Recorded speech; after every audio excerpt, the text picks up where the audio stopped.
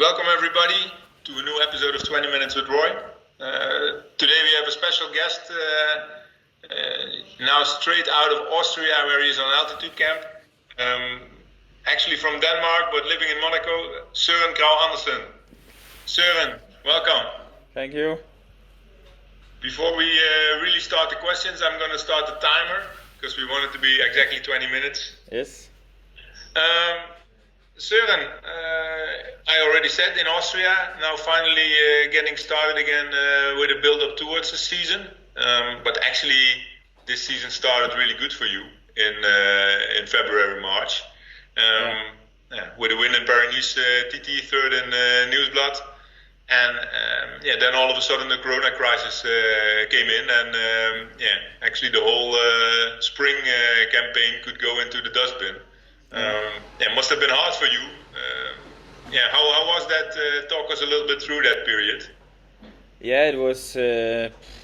Now I'm a little bit over it, but in the moment it was quite frustrating because, like you say, last year I had a shit year, or not. That was not my year. A lot of problems, and then this winter I had a super good winter, and I came to Nieuwsblad, and I was really surprised how good I was. And again in Paris, I was performing super good, maybe getting even better and better.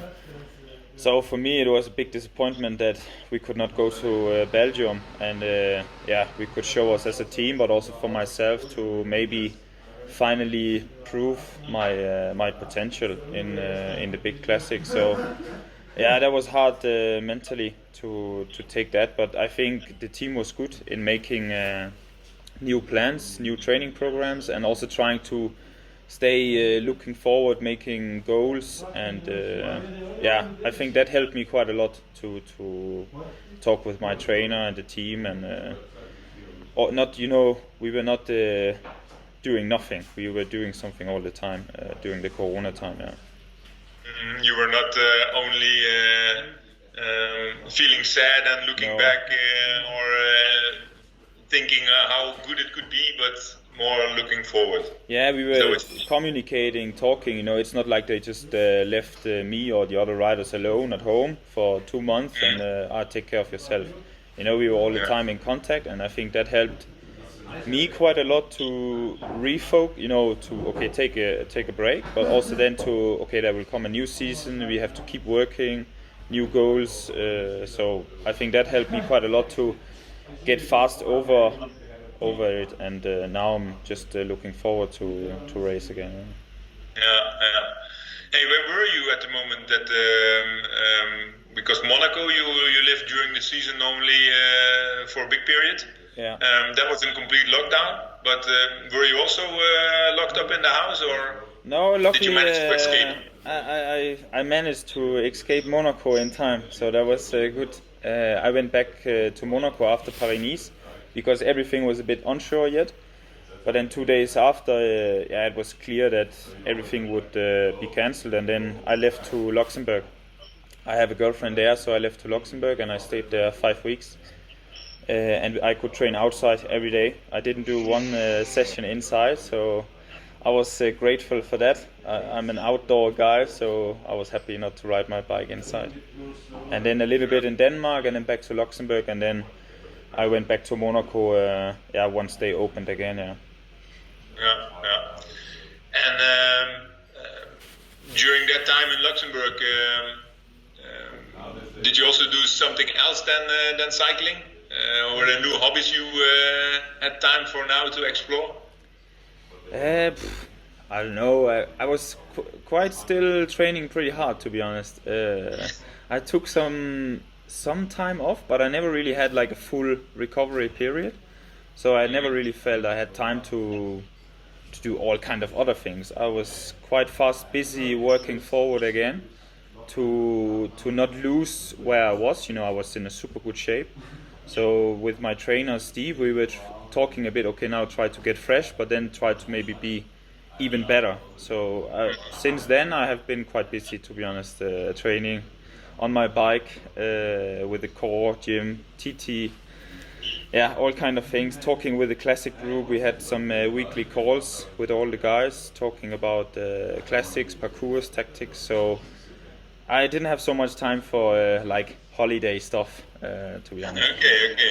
Yeah, the reason why I asked was last week we had Nikias Arndt in the show, and always a returning question is if he has a question for the next guest. And Nikias' question for you was, how did the fishing go during the Corona time?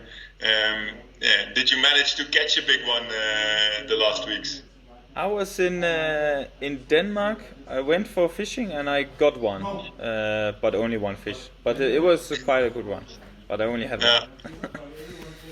But can you tell us a little bit about that hobby of you? Because I know also that you like to do that, and in the end, it's quite a big contrast to being a cyclist and always in a rush and always going fast on the bike, to really the calmness of sitting on the waterside fishing. Yeah, that's. I think I grow up with it, and I'm from a family where my dad is hunting and my brother is hunting. I'm not hunting, but we are outdoor family and we like nature, and yeah, I think that's why I like fishing. I think I like it also more because it reminds me about my childhood. I like to do it, but I have a lot of nice memories. Connected to the fishing, and it's just nice and relaxing. And then it's also nice to get the fish. There's also like, once you have the fish, on your fishing route, it also gives you a kick. It's so there's also some kind of competition, adrenaline in it, I would say. But so, it's just nice and relaxing. it helps you to calm down in stressful periods. Yeah, for sure. All right. Then now looking a little bit forward to this season. As I already said, you're in Austria now on altitude. Can you tell us a little bit about the plans that you are? What are you doing there actually? I came here now 2 days ago, and the whole team is here. I think all World Tour riders almost, and I stay here now for 3 weeks, and then the plan is the group that goes to Strade Bianche and Sanremo, we go directly from here from altitude camp to Strade and Sanremo. So now it's quite a busy period, building up the last little push before we are in top shape for the start of the season.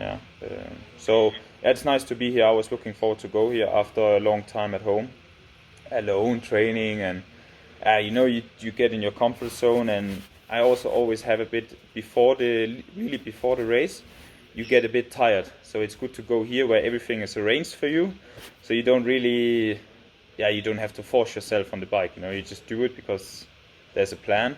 So for me, I'm quite happy to go here before the races now. But it must also be a little strange, because I think we come from a long period where we had to take all kind of measurements to avoid contact with a lot of people, and we weren't allowed to train together, also because of rules of the government. That didn't allow us to come close. Now that is possible, but still, I think there are still a lot of restrictions on how free you can move. Can you tell us a little bit about that? How does it feel for you? Is it strange, or? I think, to be honest, the team here in Austria, they do a really good job. We take good care of each other, but we also have made bubbles, so training groups and smaller groups. So if one guy gets sick, I think they can fast isolate us and try to, so that the whole team is not in quarantine. For me, that's right here, that's the biggest difference. In Monaco, I have to say, it was quite normal. Life was, we only had to wear the mask in the supermarket, but for the rest, the last 2-3 weeks, it was just full gas. And I didn't feel the corona so much. So I just hope that now I see also the news with the corona around in the world, that I just cross my fingers we can still go racing in August. The only thing we can do about it is, I think, take all the the prescriptions serious and do as much as we can to avoid getting the virus. Yeah. Everybody does the same. Huh?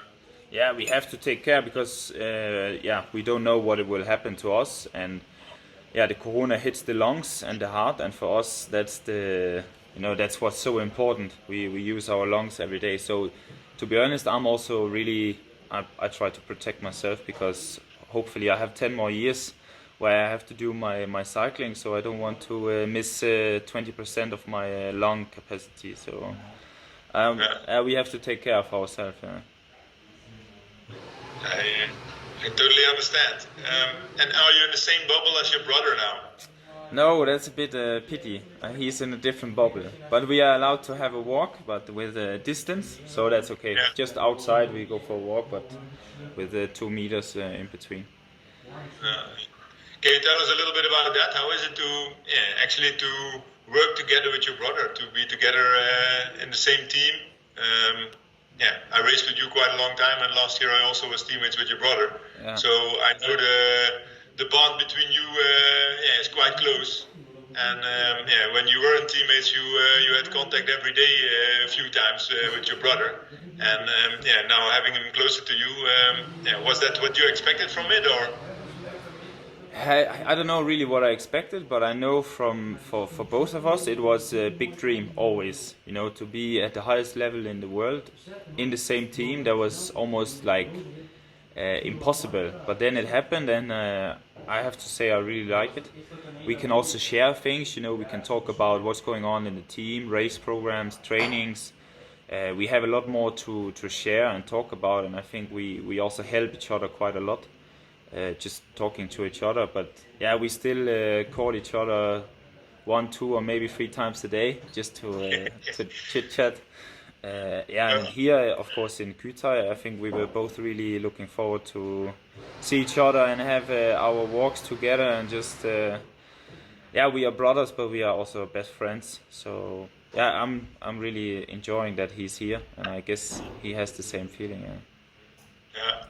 Yeah, because you're not always on the same programs, you're not always on the same line, so it's not that the connection goes that far that there's no race with Søren without Asbjørn, but... No, no, it's not like that, but we both understand that. We are a little bit different places in the team, different spots, and I think it's also good, to be honest, because I think we both develop faster. If you're a little bit out of comfort zone, you have to handle things also alone, and I think it's good for both of us. Mm-hmm. Hey, if we look a little bit more to racing that's coming up, but also that was already in Paris, for example, where you won the TT, and I think a day after you were key in the win of Tisch in that final. First of all, the TT. I think you were a lot of times already pretty close to a TT victory in the World Tour, but also in the professional ranks. And I think this was the first one you really won, no? Yes, that was my first TT win. I think since I was a junior, so it was quite nice. But do you see yourself as a time trialist, or did it just occasionally turn out that you got better and better into it? I think I can call myself a time trialist, but also I need specific time trials before I can win. I think in Paris-Nice what suited me really well was it was hilly, technical, small roads, and tempo shift. For example, if you have a long TT, just one straight road, maybe super long, a long time in the position, then it doesn't suit me so good. But if it's with a lot of tempo shift and some hills, then I can be quite good. And it was a surprise to win that day, but it's also something I was really dreaming about and also working hard for a long time now, I have to say. So it was a nice day. Because I remember when you came into the team, you were more like a guy who will make it in the classics. That was where we really aimed for, but step by step, I think you also invested more and more in the TT because you saw you also developed in that pretty good. Yeah, and I think I'm lucky. I have a natural talent to be super low on the bike, and still I can push my power. I'm quite flexible in the hips, and I think and then if you train on your TT bike, of course, you can improve even more. But I have a gift that I can still produce my power on the TT bike, and slowly I progressed over the years. Mhm. Yeah, with this specialty in mind, I think you must also look to the future when we look to the Tour de France, for example, from 2021. Yeah. It starts in Denmark, and I think also with a time trial, no? Yes, I have it already in mind for since they published it with the prologue in Copenhagen. I have it in the back of my head. Yeah, that's also why this season I don't ride so many more TTs, but I still work really hard on my TT bike because next year one of the biggest goals will be in Copenhagen. Yeah. You know already more about the parcours there. Will it suit you? I looked it up. It's not really hilly, but it's pretty short and quite some corners, but also high speed. So I probably have to work a bit more on my aerodynamics and power in the flat, I would say, on the flat road. But because of the corners, you will have the tempo shifts. Huh? Exactly. Yeah, I can have the rest, and I can use my technique through the corners. Take some seconds, and then I think it will suit me quite good. Yeah. Right, and we're already looking forward to that now. Yeah, exactly. Hey, maybe going back to when you made your debut with the professionals. I remember the first months you made the step to the World Tour, and you were a guy who quickly made impression in the pro peloton because you weren't afraid to take a position that was ideal. Okay. You weren't really impressed by all big names. Just raced like you were still in the under 23 ranks. Maybe in the beginning that caused a little bit of friction for you as a rider. When you now look back to that, how do you look back to it, and would you do it different again? No, first of all, I would not do it different. I think you also need to have quite good legs and show you also have level. But if you have elbows out and you also show I'm also here because I want to win and I want to race, I think it gives you quite some guys they think they can tell you, hey, piss off, and you are nothing, and they find out that it doesn't work, and then you get your space one day. So it's a balance, you some moments you also have to say, for example, when I was a younger guy, stages like mountains and where I had no chance, then you have to be a nice guy and say, it's okay today, you can go. But if you have a day where you feel you can perform, I think you should not be afraid of also showing that you are here because you want to be good and want to be part of the game. That's also what I always tell the young guys. Don't be afraid of guys who already have a pro statue. They also have a bike with 2 wheels and also paid for their license. So exactly, in the end, it's the same rights you have. Completely, They should not be afraid, for sure not. And I'm happy that you say that you wouldn't do it different, because I think the sooner they know you, the sooner they also know your qualities. So you also, in the end, you also get benefits from that, I think. It's you have to have a good feeling for it, but you also have to show, like you say, who you are. If you just sit in the back and you never really show what you can do, then no one knows what you can do. So you also have to take the fight and show what you can do. Nice. And that is that also a little bit the base of your specialty in classics? You still have advantage from those skills?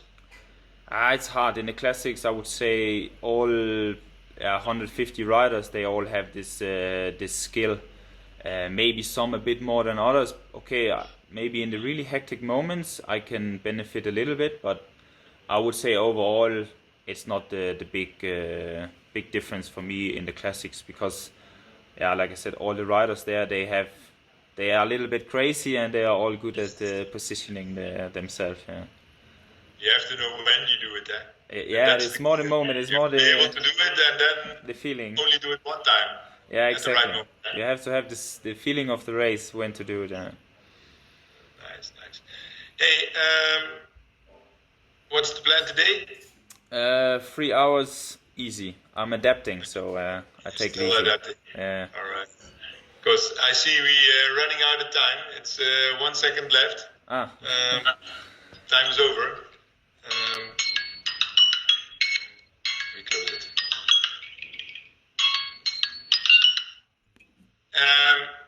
Yeah. Thank you for the insight in your situation now, Søren. You're welcome. Unfortunately, you were the last guest for now with 20 Minutes with Roy. So no question for you. You can ask to the next guest. Only want to wish you a nice time and altitude now. Thanks. And a lot of success in the upcoming races. We're Thank you gonna very follow much. you. Thanks.